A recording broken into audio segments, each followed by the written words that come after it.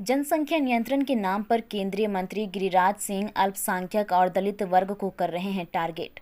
कटिहार में आपदा प्रबंधन की बैठक में शामिल होने आए पूर्णिया सांसद पप्पू यादव ने कहा कि गिरिराज सिंह हमेशा नफरत की राजनीति छोड़कर विकास की राजनीति करने की सलाह दिया है। उन्होंने कहा कि गिरिराज दादा हमेशा सांप्रदायिकता की राजनीति करते हैं, अब उनको इससे बाहर निकलना चाहिए।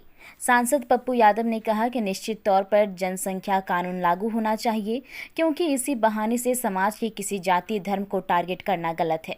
आप दलित ST SC के घर में 5-6 सब माइनॉरिटीज के घर में, तो भैया आप माइनॉरिटीज को टारगेट किया जा रहा है। सर, गिरिराज सिंह हमेशा नफरत की बात करते हैं। भैया आप माइनॉरिटीज के घर में देख लीजिए कि दो जो पढ़े लिखे लोग हैं वहाँ 1 बच्चे से ज़्यादा, 2 बच्चे से ज़्यादा नहीं है। दलित ST SC के घर में 2 बच्चे से ज़्यादा नहीं है। हमेशा नफरत की बात, विकास की बात नहीं, बिहार की बात नहीं, जो विभाग है उसकी बात नहीं। तो गिरिराज सिंह से कहेंगे कि बांटना, नफरत की बात छोड़िए, युवा रोजगार चाहता है। जनसंख्या नियंत्रण तो होना चाहिए। तो भैया जनसंख्या नियंत्रण करिए ना, कौन मना कर रहा है आपको? आप पढ़ाई करिए, आप उसको इकोनॉमिकल बढ़ाइए। आप किसी जबरदस्ती तो कोई चीज नहीं हो सकती क्या?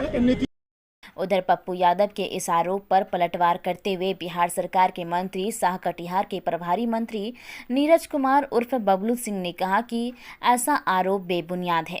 बिहार सरकार के मंत्री ने कहा कि जो बच्चा पैदा करते हैं वह देश के बारे में सोचते हैं, और ऐसा नहीं करने वाले सिर्फ अपने बारे में सोचते हैं। बयान आया है जनसंख्या नियंत्रण, 2 बच्चे जो ज्यादा होंगे उसके वोटिंग अधिकार छीन लेने की बात कर रहे हैं। छीन लेने की बात नहीं कह रहे, बिल्कुल सही कह रहे हैं। जिस तरह से जनसंख्या विस्फोट हमारे देश में हुआ है, निश्चित रूप से जनसंख्या नियंत्रण कानून बनाने की आवश्यकता है। मैं इसलिए इस बात को कह रहा हूं, मैं विस्तार से इस पर बताना चाहता हूं कि जनसंख्या का फायदा हमें नहीं मिल पा रहा है। जो विकास का काम भारत सरकार कर रही है, बिहार की सरकार कर रही है, उसका फायदा हम लोगों को क्यों नहीं मिलता? आप ही कह रहे हैं कितने बड़े अस्पताल बने, फिर भी बेड नहीं मिल रहा। इसका क्या कारण है? हम सिंगल लेन से डबल लेन बना रहे हैं, डबल लेन से 4 लेन बना रहे हैं, 4 लेन से 6 लेन बना रहे हैं, लेकिन कोई भी सड़क खाली नहीं है। हम 4 बेड का जहाँ अस्पताल था वहाँ 40 बेड का अस्पताल बना रहे हैं, फिर भी बेड खाली नहीं है। इसका मुख्य कारण है कि जनसंख्या बढ़ोतरी नहीं है, ये जनसंख्या विस्फोट हुआ है, और इस जनसंख्या विस्फोट के वजह से लोग परेशान हैं। विकास का फायदा किन्हीं को नहीं मिल रहा है। इसलिए इस देश में कठोर कानून बनाने की आवश्यकता है कि जनसंख्या नियंत्रण का कानून बने, ताकि जो विकास का काम हो रहा है उसका फायदा लोगों को मिले। हम जनसंख्या बढ़ाते रहेंगे, रोज बढ़ाते रहेंगे, हम जाएंगे कहाँ?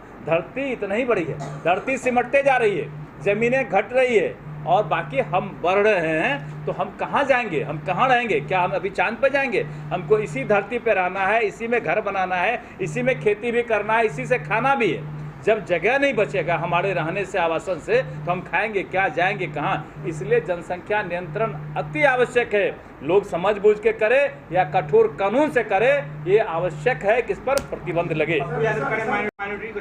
ऐसे कहने का अपना अपना मुद्दा है। क्यों माइनॉरिटी को टारगेट किया जाएगा? हम टारगेट नहीं हैं। अगर हम 7 बच्चा पैदा करेंगे तो हम भी टारगेटेड होंगे। जो लोग 2 बच्चा से ज़्यादा पैदा करेंगे वो टारगेटेड होंगे। इसमें माइनॉरिटी का सवाल है? वो सभी हमारे देशवासी हैं जो देश का शुभचिंतक है, 2 बच्चा पैदा करते। जो 2 बच्चे से ज़्यादा पैदा करते वो देश का ख्याल नहीं करते, खुद का ख्याल करते।